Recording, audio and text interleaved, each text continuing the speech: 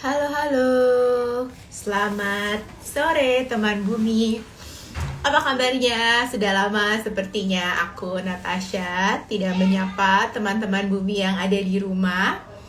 Hari ini kita akan berbincang-bincang tentang permainan yang pastinya udah sering dilakukan oleh teman bumi di rumah, yaitu permainan sensori.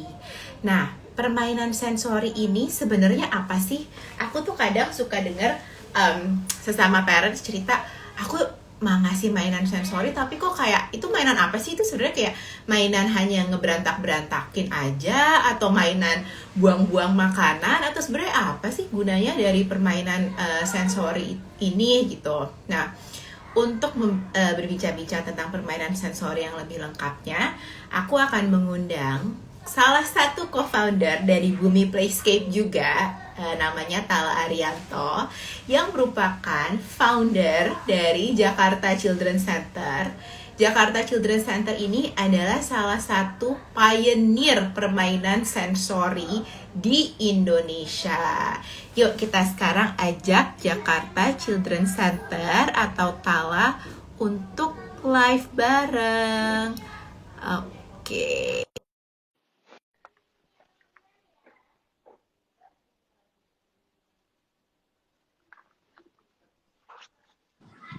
Hai, Hai. kita back to back ya judulnya ya. Habis Iya, meeting langsung live. Apa kabar, langsung Tal? bisa. Baik dong. Apa kabarmu? Baik. Mungkin Tala boleh cerita sedikit ke teman Bumi biar nggak bingung nih. Kadang Tala ada di Bumi, sekarang ada di Jakarta. Oh iya, Boleh hari ini cerita aku pakai sedikit seragam yang berbeda. pakai Pakai seragam seragam JCC ya. JCC. Iya, Jakarta Children Center itu apa sih, Tal? jadi Jakarta Children Center itu adalah education center yang fokusnya sebenarnya di sensory play. Tapi Hmm. juga banyak sebenarnya kegiatan lainnya. Jadi Jakarta Children Center itu sudah aku dirikan dari tahun 2015. Ya, aku kan customer dari Iya, 2015. loyal banget lagi. Jadi bagi para teman bumi yang bingung kenapa kadang-kadang ada di Jakarta Children Center, kadang-kadang ada di bumi karena memang aku berada di dua tempat itu. Gitu. Iya, jadi aku ajak Tala untuk menikah dengan Bumi Playscape ketika kita mau bangun bumi karena memang Tala ini sudah expert dan ahlinya di bidang sensori anak-anak dan juga selain itu Tala juga membuat kurikulum di salah satu preschool di Iya, Jakarta ya. iya benar-benar di bagian kurikulum development-nya di sebuah sekolah di Jakarta Selatan.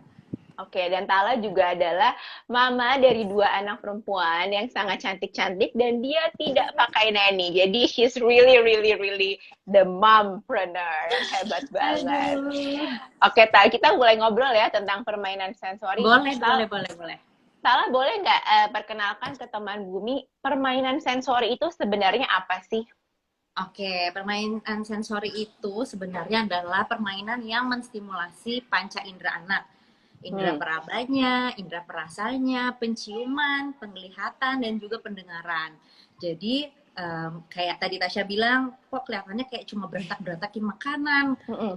hambur-hamburin ini, hambur-hamburin itu, tapi sebenarnya banyak banget yang bisa anak pelajari dari proses menghambur-hamburkan itu. Gitu. Ini tuh udah dari kapan Tal, konsep permainan sensori ini ada? Karena kalau ya kebetulan mungkin juga aku juga kita baru jadi ibu di tahun 2015 gitu ya.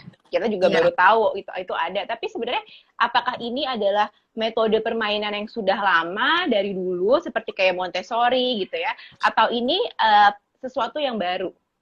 Sebenarnya sih udah lama dan juga Maria Montessori juga di salah satu ininya kan memang juga menekankan pentingnya sensory experiences gitu kan. Jadi pentingnya tentang permainan sensori itu sebenarnya sudah disadari dari pendidik-pendidik zaman dahulu kala, tapi makin kesini orang tua makin menyadari, oh ternyata bisa ya dibuat di rumah, ternyata bisa banget pakai bahan-bahan yang ada di rumah. Jadi orang tua juga semakin kreatif dan juga dengan kemajuan teknologi mereka semakin terbuka dengan segala macam yang ada di Pinterest, yang ada di Instagram. Jadi orang tua jadi semakin aktif, jadi kelihatannya kayak baru. Padahal sebenarnya kalau di sekolah-sekolah banyak udah dipakai metode sensory play ini. Oke.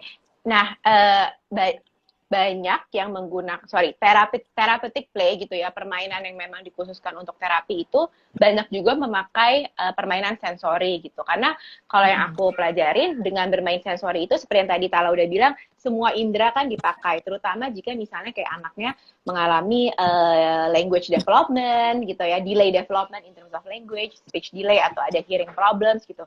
Biasanya suka diasah dengan permainan-permainan sensori. Nah, untuk early childhood sendiri, apa sih sebenarnya the most beneficial aspek dari bermain sensori ini? Oke, the most beneficial aspect itu sebenarnya itu tadi kan banyak dijadikan sebagai terapi ya, banyak dijadikan terapi karena memang permainan sensori itu mempunyai calming effect untuk anak-anak ataupun dewasa. Ya. Terus juga yang paling sering dikaitkan adalah perkembangan bahasa karena dengan mengalami hands-on experience, anak-anak kan pegang, terus misalnya orang tuanya menggunakan kata-kata untuk menjelaskan apa yang dia rasakan. Misalnya ini kasar, ini dingin, ini panas, ini halus ya, ini halus, ini licin, ini basah. Jadi lama-lama anak mengasosiasikan katanya dengan apa yang dia rasakan. Jadi makanya sebenarnya perkembangan bahasa itu sangat amat dibantu dengan sensory play karena anak-anak yang di usia dini itu benar-benar butuh pegang langsung karena mereka semuanya make sense of the world kan dengan masukin ke mulut, dengan dipegang. Jadi dengan main sensori itu mereka make sense of the world around them dari pertamanya tuh dari situ. Oke. Jadi memang banyak banget untuk benefitnya apalagi untuk language development-nya tadi ya. Oke. Nah, seringkali kita menyebutkan kayak maksudnya bisa dibilang di bumi juga sering ada kayak sensory dan arts and crafts gitu. Nah, ini kadang aku sendiri suka bingung nih, apa sih sebenarnya yang membedakan satu itu permainan sensori, satu itu aktivitas arts and craft. Tapi kalau dipikir-pikir, arts and crafts itu juga merangsang 5 indera kita gitu kan. Nah, apakah arts and crafts itu termasuk sensori atau gimana, Tal? Oke, jadi sebenarnya kan kalau tadi aku jelasin, permainan sensori itu adalah kegiatan yang merangsang, menstimulasi panca indera anak. Nah, kalau art and craft itu bermacam-macam kegiatan yang intinya adalah anak membuat karya seni atau menghasilkan karya seni dari tangannya. Tapi sebenarnya kenapa selalu dipasangin kayak di bumi juga gitu ya, sensory and art and craft di Jakarta Children's Center juga seringnya dijadiin satu gitu kan. Karena sebenarnya art and craft itu seperti yang Tasya tadi bilang menstimulasi banyak panca indera anak melalui beragam warna, beragam tekstur, dan juga hal-hal lain yang beragam. Jadi dari melakukan satu kegiatan art and craft, biasanya anak juga terstimulasi sensorinya. Makanya juga ada yang namanya sensory art gitu. Jadi sebenarnya jadi art and craft itu banyak memberikan sensory experience juga terhadap anak. Oke, jadi art and craft bisa memberikan sensory experience ya, karena tadi stimulasinya lewat warna, lewat tekstur, seperti itu. Oke, dari umur berapa bisa main-mainan sensori? Apakah dari newborn, maksudnya begitu mereka mulai bisa menggenggam, atau ada umur-umur tertentu anak lebih baik diperkenalkan ke permainan sensori? Sebenarnya sih permainan sensori itu bisa dimulai sedini mungkin. Mungkin paling, misalnya bisa dibilang efektif ketika mencapai usia 3 bulan, pas udah mulai tummy time gitu ya, jadi anak-anak udah mulai bisa dikasih tuh model-model yang sensory bag, sensory bottle, penglihatannya juga udah bisa dirangsang dengan berbagai macam warna gitu. Jadi sebenarnya sih bisa dimulai dari sedini mungkin, dari 3 bulan, tapi pemilihan bahannya aja yang harus diperhatikan karena kan untuk usia segitu semuanya anak-anak masih di fase oral, terus juga input materialnya jadi choking hazard gitu. Jadi dari 3 bulan ya. Iya. 3 bulan sudah bisa. Pokoknya ketika anak sudah mulai tummy time, permainan sensori bisa diperkenalkan. Oke. Nah, sekarang misalnya aku new mom nih atau anakku masih baru lahir gitu. Aku kepengen mulai set up my sensory investment gitu lah ya. Kayak udah mulai mau nih mempersiapkan permainan sensori. Aku harus mulai dengan punya apa dulu? Oke. Punya Jadi gini, yang paling penting itu kan kalau sensory play itu ada wadahnya. Wadahnya bisa apa aja, bisa berupa mangkok, bisa berupa kontainer, bisa berupa tray. Jadi maksudnya nggak mesti beli juga ya. Jadi bisa pakai apa yang ada di rumah.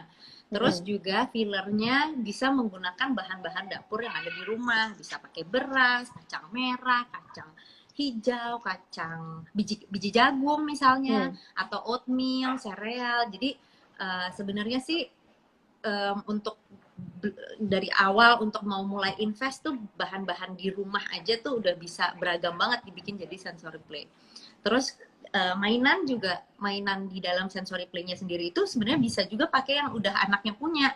Misalnya untuk klasifikasi warna pakai Lego, macam-macam Lego. Terus misalnya lagi mau buat sensory play tentang transportasi, kan dia pasti punya tuh ya mobil-mobilan, kereta, transportasi darat dan laut dan macam-macamnya. Terus juga misalnya untuk mengenalkan warna atau berhitung kita bisa pakai kancing warna-warni. Jadi sebenarnya sih kalau dibilang mau invest kayaknya lebih baik di bahan alat-alat kayak gini nih, kayak untuk melatih motorik halusnya misalnya sumpit. Supit. Pipet. Itu pipet favorit bayi, kita ya. ataupun pipet si anak besar. Terus tweezer. Terus kayak scooping tools yang bisa dipakai untuk kayak apa sih itu yang kayak gerakannya tuh kayak menggunting tapi sebenarnya dia scooping gitu. Sebenarnya investment lebih ke situ sih, karena kalau untuk filler dan kawan-kawannya itu sebenarnya bisa banget pakai bahan-bahan yang udah ada di rumah. Nah, sensory tray ini ada berbagai jenis ya kalau yang aku lihat. Kalau biasanya sama JCC suka kasihnya sensory tray itu yang kotak ya, bentuknya kotak. Terus size-nya juga nggak terlalu besar gitu. Nah, tapi aku suka lihat kalau di permainan yang Montessori gitu, yang kelas-kelas Montessori, mereka lebih sukanya memakai mangkok yang agak cekung, dan cenderung itu bahan-bahannya juga pakai, misalnya mangkoknya mangkok kaca gitu. Ini membedakan nggak sih, Tal, dari experience seorang anak gitu ketika dia misalnya memakai wadah yang kotak versus wadah yang bulat, sebaiknya anak yang lebih kecil pakai yang mana dulu? Sebenarnya kalau untuk yang lebih kecil lebih baik pakai yang plastik ataupun pokoknya yang nggak mudah pecah, dan juga yang lebih ceper, karena kan dianya sendiri kadang-kadang kalau bisa kita mulai di 6 bulan gitu kan dia duduknya juga belum stabil ya. Jadi kalau bisa sebisa mungkin pakai yang kayak gini, yang nggak terlalu tinggi.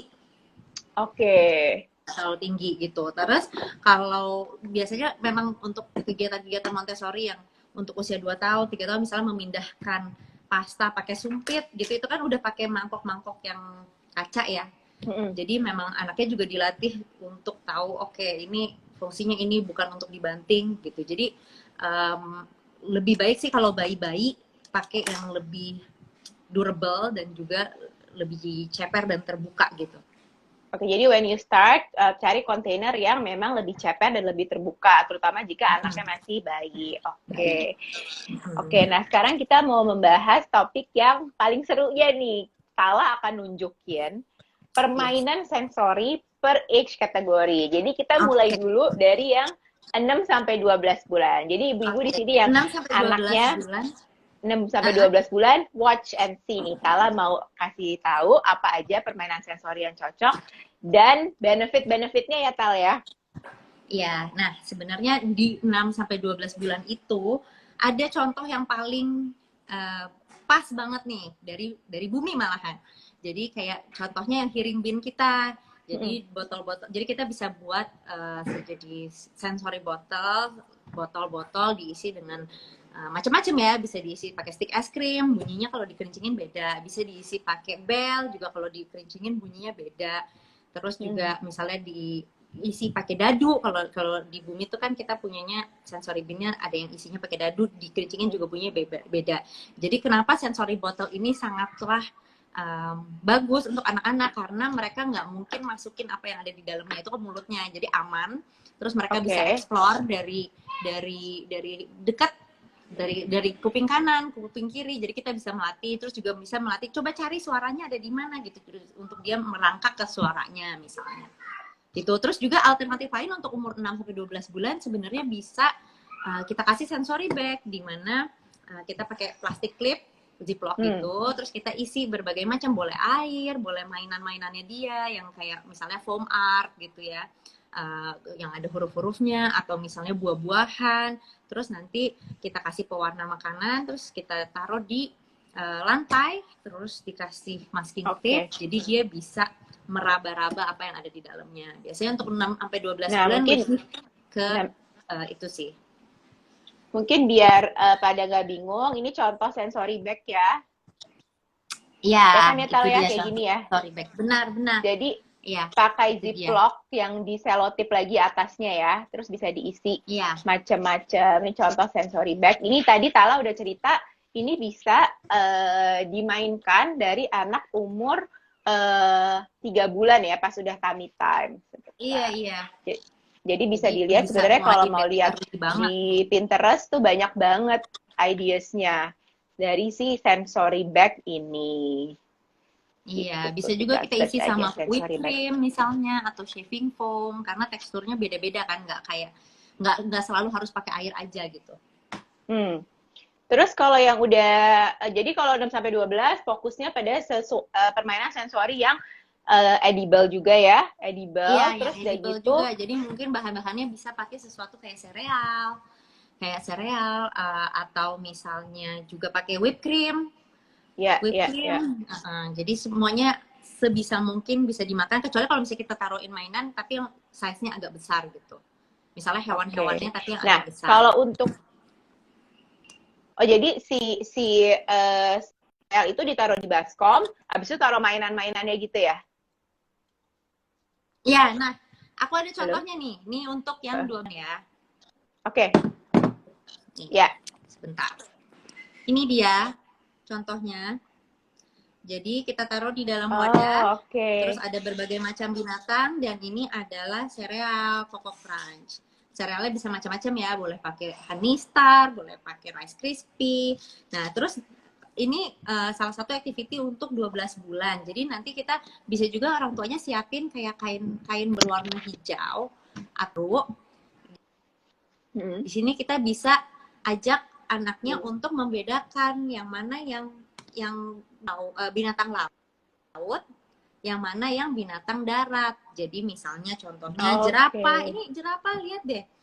Jerapah warnanya apa? Warnanya kuning. Terus coba kita hitung sama-sama yuk kakinya 1, 2, 3, 4. Kalau jerapah itu tinggalnya di mana ya? Di darat atau di laut gitu kan. Terus nanti anaknya ini ya, kalau yang di darat kita taruh di kain warna hijau karena dia makan rumput, makan daun gitu kan. Terus nanti misalnya ada lagi, nah ini apa ya? Gurita. Coba kita lihat, gurita kakinya ada berapa? 1, 2, 3, 4, 5, 6, 7, 8. Jadi sambil perkenalan dengan berhitung juga. Nah, sekarang guritanya tinggalnya di mana ya? Di laut. Di laut warna apa? Warna biru gitu. Terus bisa diulang lagi dengan binatang-binatang lainnya seperti si kuda Nil atau ini gitu. Jadi yang penting untuk umur 12 bulan itu adalah selain edible, karena kadang-kadang anaknya juga masih ada di fase oral, juga repetisi. Jadi orang tuanya harus sering mengulang apa yang kita bicarakan, terus juga membahas teksturnya. Misalnya ini rasanya apa nih? Kasar ya, keras gitu kan. Keras gitu, terus dipegang-pegang. Terus kalau yang ini rasanya apa? Oh, ini licin gitu. Jadi kayak vokabularnya juga sih. Iya. Tal? Halo. Sempat keputus-putus dikit. Sempat keputus tadi. Oke. Halo, Tala bisa dengar? Udah kelihatan ya jenis activity-nya? Iya, udah kelihatan. Tadi Tala cerita kalau harus sambil dibombardir anaknya dengan repetisi kata-kata, karena kita sekalian memperbanyak vokabulari dari anak ini pas permainan sensori. Iya. Ya. Oke. Nah, karena dari satu permainan ini mereka belajar banyak banget tentang habitatnya hewannya, dan juga dengan ini makanannya apa, terus juga ini berapa kakinya, warnanya apa. Jadi sebenarnya pembelajarannya banyak banget. Oke. Nah, sekarang kalau misalnya nih adiknya 12 bulan, kakaknya 2 tahun gitu ya. Jadi kita kayak gabung bermainnya. Itu biasanya gimana Tal cara ngajak kakaknya untuk join dengan apakah sensory tray-nya itu harus beda untuk si kakak atau bisa sama seperti yang tadi Tala bikin bisa buat yang lebih besar juga?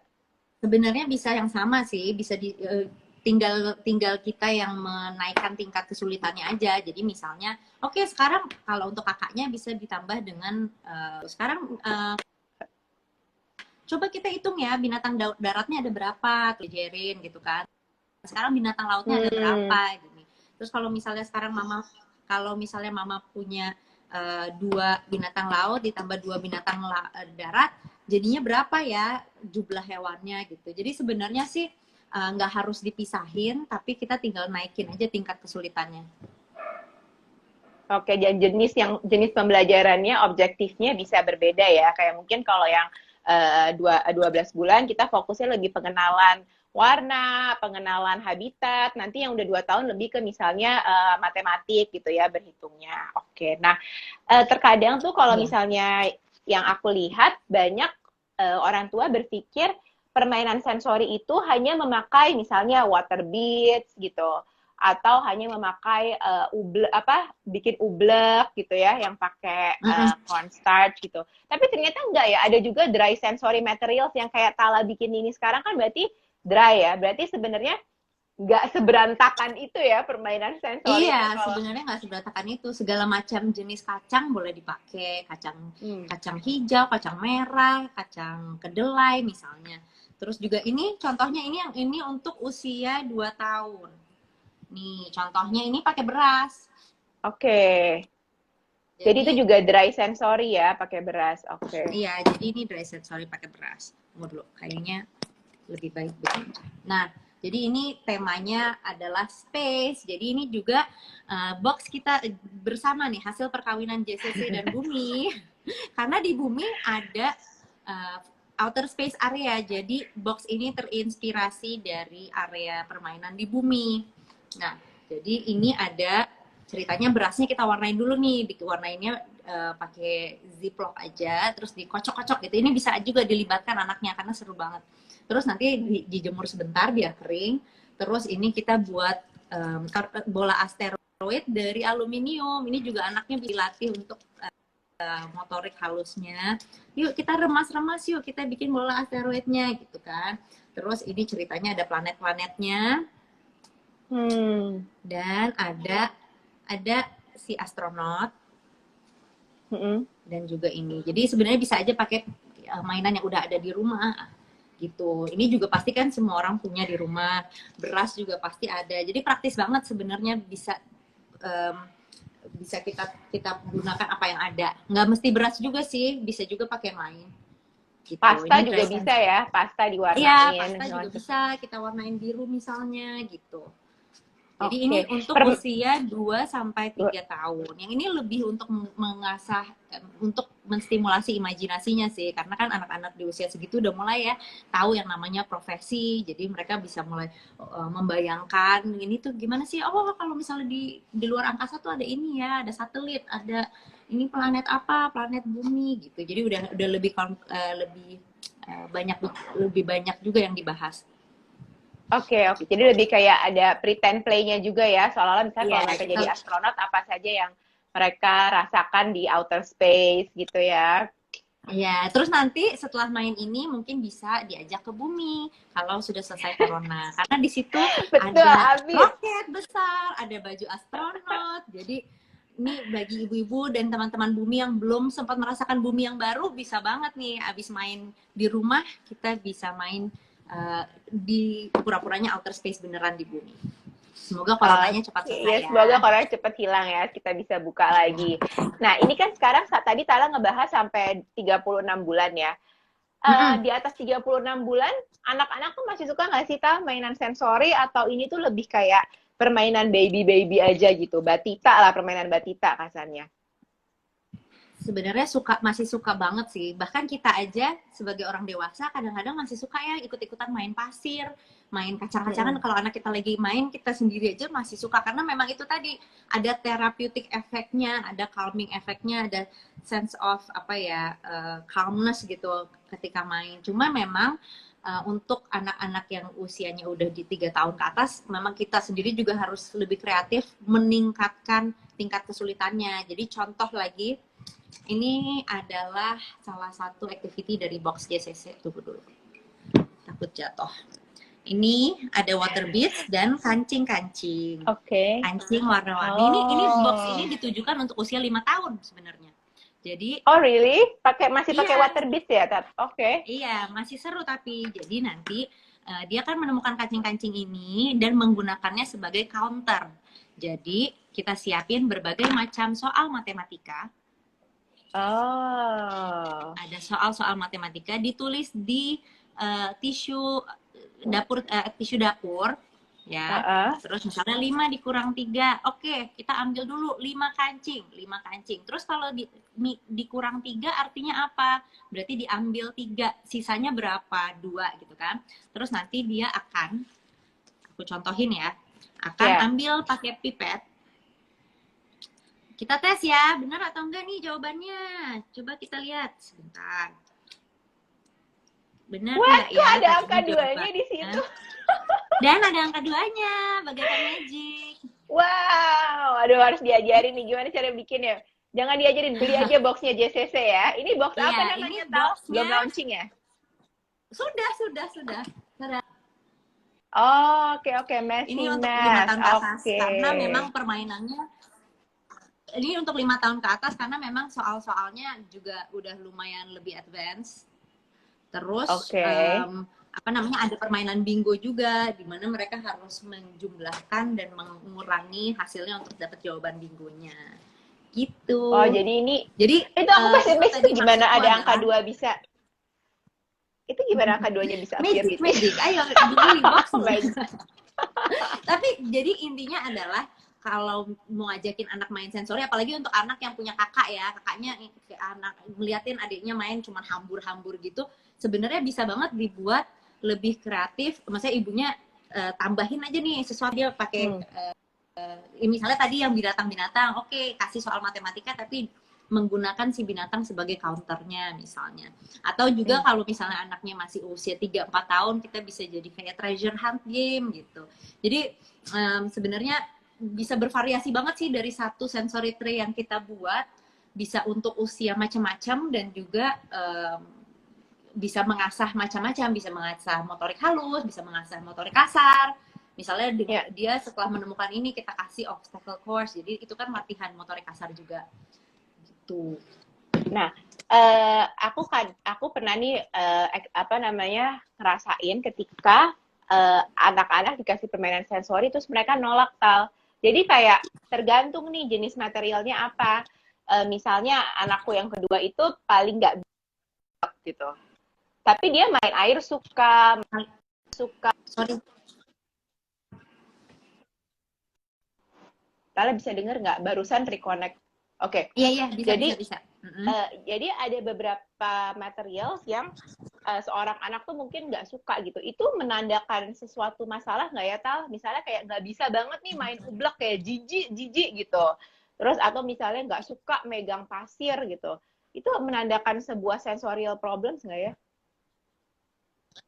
Sebenarnya kadang-kadang kan anak memang ada ya yang punya preference tertentu, kadang-kadang nggak suka tuh yang lembek-lembek banget, yang kayak misalnya yang dipegang-pegang tuh adalah buah gitu, aduh yang banyak-banyak tuh nggak suka. Tapi sebenarnya kalau kita sering mengekspos anak itu berkali-kali, hopefully lama-lama dia akan mulai mau mencoba. Nah, dan kalau tadi Tasya tanya apakah itu sign of something, kita bisa lihat dari reaksinya sih. Kalau misalnya reaksinya dia cuma sekedar menolak, berarti itu masih bisa dibilang nggak apa-apa. Nah, kita coba lagi minggu depan pakai material yang sama, tapi nggak dipaksa ya. Tapi kalau misalnya dia kelihatannya terganggu yang sampai jerit-jerit atau benar-benar ketakutan, nah itu mungkin harus dibawa konsultasi, maksudnya harus kita cari tahu penyebabnya apa sih, kenapa dia sangat amat terganggu sama ini. Mungkin ada baiknya juga konsultasi sama psikolog gitu. Nah, sensorial ini jadi kan melihat reaksi anaknya sih, apakah masih Selain- dalam tahap wajar atau enggak. Oke, jadi kalau misalnya sampai ternyata dia jerit-jerit, bener-bener nggak mau, nggak suka gitu, itu mungkin udah ada warning sign untuk bisa ditelusuri lebih lanjut ya. Iya. Iya, Oke. tapi kalau hanya sekedar menolak, nggak mau menyentuh, atau misalnya dianya nggak tertarik, nah itu bisa tuh kita terus-terusan introduce lagi. Oke. Selain pakai tangan, bisa pakai kaki juga ya, Tal, mainan sensori Bisa itu? dong, bisa banget. Earthing. Jadi bisa Jadi you can banget actually anaknya step kalau on misalnya the mau materials, nyemplung ke situ juga boleh gitu. Jadi penting juga sih untuk menstimulasi kakinya. Sebentar, aku kasih contoh ya. Ya. Seru nih kalau ngobrol sama Tala. Banyak banget ide-ide kreatif sensorinya. Tapi yang ini adalah yang akan datang di box Bumi. Jadi kamu dari tadi ini bumi Jess ya? Ini dia akan datang yes. sebentar lagi di box Bumi. Untuk 18 Ada bulan berbagai ke atas macam ya. tekstur yang bisa Oke. kita pakai untuk menstimulasi kakinya anak-anak. Yes. Jadi teman-teman Bumi boleh lihat di Instagram Bumi nanti tentang yang namanya Gross Motor Box coming soon. Iya. Dalam waktu dekat Malam nih, sebentar ini lagi akan nih. launching. Malam ini akan launching. Itu seru loh, ada 4 activity di dalamnya. Dan kita juga box ini kolaborasi sama salah satu early childhood provider juga. Salah dua ya, early childhood provider. Iya, benar. Yang memang sudah specialized banget di early childhood development dan juga gross motor. Jadi nanti malam kita akan launching, nantikan box baru ini. Nah, terus Tal, ada yang nanya nih, gimana caranya biar main sensori terus nggak berantakan? Mungkin nggak sih? Main sensori untuk nggak, pertama harus kasih alas ya, biar langsung begitu udah selesai bungkus gitu kan. Kasih alas satu. Bener. Atau tipsnya adalah kalau udah tahu mau mainnya basah-basahan, misalnya pakai water beads atau pakai biji selasih atau pakai jelly, boleh juga main di kamar mandi. Aku biasanya suka main di kamar mandi. Terus abis itu, atau juga bisa juga ajak di luar, di rumput sekalian. Jadi supaya ibunya nggak repot beberes, nanti takut sisa-sisa makanannya jadi semutan atau apa. Hai. Jadi bisa kita pakai siasat dengan ya udah mainnya di luar aja gitu. Oke, jadi kalau emang udah berantakan dan kayaknya emang ini akan bikin semutan, bisa main di luar, atau kalau yang tinggalnya di apartemen, mainnya silahkan main di balkon. Seperti saya setiap hari main di balkon. Juga suka tuh main di balkon. Nah, ada yang tanya, kalau misalnya main sensori anaknya jadi berantakan atau jadi malah nggak senang yang rapih, gimana? Adakah harus ada pembatasannya ya? Ini sekalian aku mau nanya juga nih Tal. Jadi kayak si anakku yang paling kecil ini, dia tuh kadang permainan sensorinya aku tujuannya adalah mengajarkan dia untuk scooping gitu ya, memindahkan, transfer dari satu tempat ke tempat lain. Tapi dia malah kayak hamburkan, buang gitu, atau kayak dia lempar-lempar. Kayak terus aku kayak oke, gagal nih eksperimen gue gitu. Itu gimana ya cara mengajarkan anak supaya tetap senang-senang tapi ya mainnya tuh pada tempatnya gitu, sesuai dengan objektifnya. Oke, sebenarnya kita harus lihat dari umurnya dulu ya. Maksudnya apakah memang umurnya udah bisa nih dikasih peraturan. Misalnya contohnya kayak kita misalnya lagi bikin misalnya wall painting gitu, atau window painting. Terus nanti mereka lagi ngecat, tapi kita udah kasih batasan. Misalnya kita kasih masking tape sekitar si window-nya. Oke, jadi kita paintingnya cuma boleh di area ini ya, nggak boleh lebih. Kalau misalnya lewat, berarti kita mainnya selesai. Jadi bisa kita coba eksperimen dengan kasih ground rules kayak gitu dulu. Tapi juga tentunya kita harus lihat usianya ya. Kalau misalnya kita ajakin bayi banget, umur 15 bulan gitu kan, dia juga masih ya pastinya belum aware gitu, mana batas yang boleh, mana batas yang enggak. Mungkin kayak di atas 18 bulan udah mulai bisa tuh dicoba kasih batasan-batasan itu. Misalnya kalau misalnya lagi mainnya di lantai, oke, kita boleh main tapi batasnya di alas ini ya, jangan keluar-keluar dari alas ini gitu. Nanti kalau misalnya kalau misalnya keluar dari alas ini, berarti kita mainnya udahan gitu. Jadi nanti next Halo. selesai, maksudnya kalau dia melewati batas itu, artinya fun-nya selesai. Oke, ada lagi Gitu. pertanyaan. Kedengeran nggak aku ngomong? Kedengeran, tadi sempat keputus tapi kedengeran. Jadi untuk menghindarkan anak terlalu messy dalam messy play ini atau malah tidak sesuai dengan misalnya objektif kita, itu kita harus sediakan batasan ya. Terus sebenarnya seperti orang tua menyiapkan boundaries lah sama anak-anaknya gitu. Dari batasan itu anak-anak dikasih tahu kalau mainnya tidak boleh lewat dari batasan ini. Nah, ini ada yang bertanya, anak-anak aku adalah bayi prematur. Ini kayak kembar 3. Wow, aku sambil lihat account-nya. Untuk tumbuh kembang terkait sensory stimulation-nya akan mengikuti usia koreksi atau usia kronologi. Sorry, gimana? Untuk tumbuh kembang terkait? Untuk tumbuh kembang, untuk terkait sensory stimulation, kalau bayi prematur itu memakai usia koreksi ya atau usia kronologi. Oh, sebenarnya kalau untuk bayi prematur itu rentangnya jadi lebih luas sih. Range-nya jadi lebih luas. Karena sebenarnya untuk anak yang non prematur aja, range perkembangan anak itu kan memang udah dari bisa beragam ya. Misalnya kayak anak mulai berdiri itu bisa dari 9 bulan sampai 18 bulan gitu. Ada anak yang baru mulai berdiri di usia 18 bulan. Jadi rentangnya itu untuk anak yang non prematur aja udah cukup gap range-nya tuh cukup luas. Untuk anak prematur lebih luas lagi. Gitu. Jadi sebenarnya dia bisa mengikuti usia kronologi, bisa mengikuti usia koreksi, rentangnya lebih luas. Asalkan disesuaikan aja. Mungkin tadi Tala cerita kalau masih 6 bulan berarti bahannya harus seperti apa. Terus kayak tempatnya juga tidak boleh tempatnya selalu terbuka gitu ya untuk menghindari. Oke. Tala biasanya shopping sensory materials dari mana, Tal? Kasih tahu dong ke kita. Beli-belinya di mana aja? Banyak banget, apalagi sekarang ya dengan adanya pandemi ini kan semua online store tuh semakin banyak dan semakin kreatif dan semakin beragam. Jadi sebenarnya kalau aku sih biasanya belanja pastinya di Tokopedia, di Shopee, terus juga di online store seperti di Instagram. Di Instagram itu udah banyak banget sih bisa ditemukan segala macamnya yang kita mau. Oke, nah itu simply search kayak sensory materials atau gimana? Search sensory materials bisa. Biasanya kalau misalnya carinya sensory materials itu keluarnya pasti akan ada yang water beads, ya kancing-kancingan kayak gitu. Tapi sebenarnya kalau misalnya kita atau misalnya sensory tools gitu, cooking tools ini nih yang tadi untuk melatih motorik halusnya.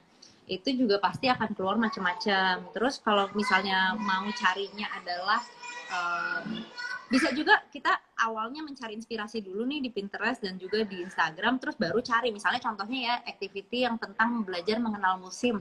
Terus kita pakai instant snow. Nah, jadi cari inspirasi dulu nih mau bikin apa ya, terus kira-kira bisa dijadiin berapa activity nih si satu bahan ini. Terus tinggal cari deh instant snow di Tokopedia atau di Shopee, pasti keluarnya macam-macam.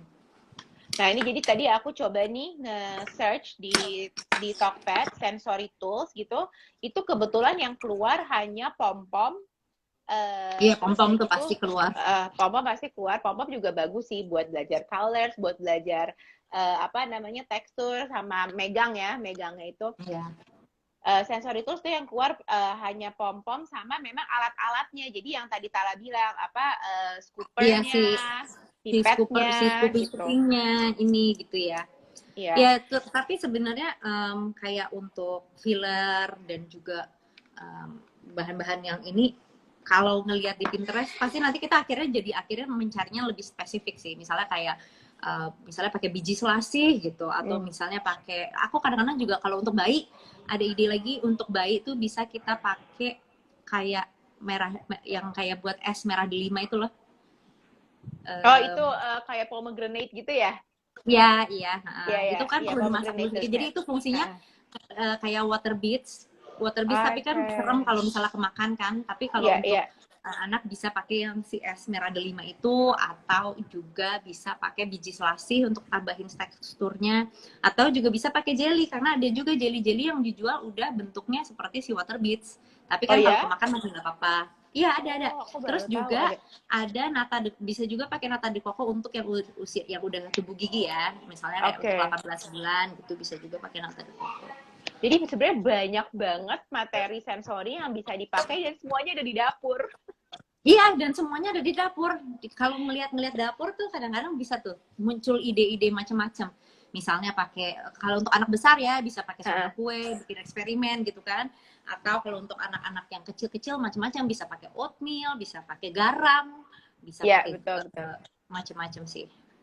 Ya aku juga ngerasa sih kayak semenjak berkenalan dengan permainan sensori itu aku jadi lumayan jarang beliin mainan yang mainan maksudnya berbentuk mainan banget, karena sebenarnya mainan sensori ini ya mirip sama mainan fungsinya dan jauh lebih banyak yang bisa dieksplor di dalam satu wadah sensori tray itu. Iya, dalam satu filler itu sebenarnya bisa beragam banget kan yang bisa dipelajarin, bisa sorting warna, sorting bentuk, bisa perkenalan literasi awal, misalnya kayak mengenal huruf pakai seksi tray itu, terus juga bisa belajar habitat hewan, misalnya jenis-jenis transportasi, banyak banget sih. Nah, JCC ini selain ada sensory box yang tadi yang tadi Tara ceritain, JCC juga ada kelas-kelas sensori ya, Tal ya? Iya, kita ada kelas, pada saat ini kita adanya kelas online. Dari umur berapa? Dari usia 6 bulan, dari umur 6 bulan sampai 5 tahun. Gitu. Nah, itu karena pandemi gini gimana? Materinya gimana, Tal? Tuh kalau kita mau ikutan kelas sensorinya JCC? Kita siapin sendiri atau dikirim? Kita kirim ke rumah masing-masing orang tua. Jadi makanya orang tua lebih suka langsung sekaligus paket, misalnya berapa kali. Jadi sekali pengiriman, terus nanti semuanya udah kita siapin. Terus nanti akan ada instruksinya sih, harus siapin apa orang tuanya. Misalnya apa yang harus direndam dulu, apa yang harus dimasak dulu jelinya ya, yang kemarin lupa. Juga Ya, maaf ya maminya lupa kemarin. Nah, kelasnya berapa lama sih? 30 menitan gitu ya, Tal, yang buat sebenarnya 30 menit, tapi ada permintaan tambahan, jadi kayaknya kita akan extend ke 45 menit. Aku setuju, 45 menit. Lebih baik, lebih bagus. 45 menit. Dan itu ada isinya bukan main sensori aja sih, jadi kayak ada storytelling, ada juga nyanyinya, terus ada 2 kegiatan setiap kelasnya. Ya, nah jadi untuk para orang tua yang pengen mengisi waktu anak-anaknya di rumah dan mungkin anaknya belum sekolah, jadi masih di bawah 2 tahun, atau yang sudah 6 bulan, bisa ikut kelas sensori dari JCC. Nanti langsung aja kepoin IG-nya JCC @Jakarta Children Center. Nggak kerasa udah hampir 1 jam ngomongin sensori. Iya. Semoga berguna untuk para orang tua. Jujur aja, ada lagi nih pertanyaan terakhir sebelum kita closing. Berapa kali dalam seminggu kegiatan sensori dilakukan? Tiap hari, Bu. Tiap hari. Dan sebenarnya nggak mesti juga kita buatin sesuatu yang khusus. Bisa juga lewat, kalau untuk bayi-bayi ya, bisa juga lewat makanan. Iya. Dengan kita siapin berbagai macam tekstur makanan, kan dia pegang-pegang tuh. Jadi kalau lagi ibunya banyak kerjaan dengan WFH ini, bisa juga sambil makan sambil main sensori. Nah, aku karena dari pertama nih ya, dari anakku yang pertama tuh udah ikut JCC banget, sampai sekarang yang ketiga juga. Menurut aku benefitnya nih nomor 1, mereka itu nggak pemilih in terms of tekstur makanan. Jadi mereka ngelihat makanan nasi keras ngelihat nasi bubur sup daging keras gitu, daging iga yang ada tulang Jadi mereka tuh kayak nggak picky in terms of tekstur makanan ya. Terus yang kedua juga pencil gripnya somehow tuh develop faster than their peers. Jadi kayak umur si Ali itu sekarang si Arla umur 18 bulan tuh udah mulai bisa pegang pensil dengan cara yang menurut aku udah lumayan bener, menurut gurunya udah lumayan bener gitu. Jadi terus mereka bisa fokus. Aku ngeliat tuh anak-anak yang sering bermain sensori, mereka fokusnya bisa lama. Itu bener gak sih, Tal? Atau cuma benar dari orang tua? Benar. Jadi kalau tadi aku baru ngomongin tentang manfaat paling besar utamanya adalah si terapeutik itu dan juga perkembangan bahasa, sebenarnya juga benar. Itu bisa meningkatkan fokus, meningkatkan memori juga. Jadi memori anak juga jadi lebih tajam, attention span-nya lebih panjang. Terus juga bisa kemampuan berinteraksi sosialnya juga jadi lebih berkembang. Terus juga mereka bisa mulai memahami konsep-konsep dasar antara berat, ringan, kasar, halus, cair, keras, kayak gitu tuh lebih pemahamannya tuh lebih dalam kan. Kayak kita bayangin aja, kita misalnya kayak orang tua yang belum pernah pegang komputer, terus tiba-tiba kita disuruh belajar cara pakai komputer hanya dengan mendengarkan, oke, stepnya gini, nyalain ini, terus abis itu pencet ini, terus pencet ini, tanpa pegang langsung si komputernya. Itu kan pastinya kita akan lebih gampang kalau kita bisa ikutin step by step prosesnya tuh dengan megang langsung si komputer kan. Oh oke, berarti abis ini pencet ini, berarti pencet ini. Nggak cuman ngedengerin, oke abis itu nanti di rumah kamu cobain ya pakai laptopnya di rumah gitu kan. Kayak kita ngebayanginnya bayi tuh seperti itu, kayak bayi tuh nggak tahu, belum ada knowledge apa-apa. Hal paling gampang tuh yang dia bisa pahamin tuh melalui hands on experience dengan megang gitu. Oke, thank you so much ya Tala dan Jakarta Children's Center. Tunggu dulu, sepertinya Tasya lupa sesuatu nih. Kita apa kan tuh? mau ada giveaway. Oh iya, betul. Kita akan ada giveaway nanti. Tim Bumi, halo Lintang, pasti lagi nonton kan? Akan announce abis live ini 3 pemenang. Pastinya yang udah bertanya itu akan mendapatkan Summer Sensory Playbox dari Bumi. Nanti dari tim Bumi akan announce setelah live ini di IG Story. Jadi lihat ya IG Story-nya. Thank you so much Tala dan Jakarta Children's Center. Sampai di live selanjutnya ya. Iya. Sampai di live selanjutnya. Terima kasih teman-teman. Bye. Thank you teman Bumi. Bye-bye. Bye.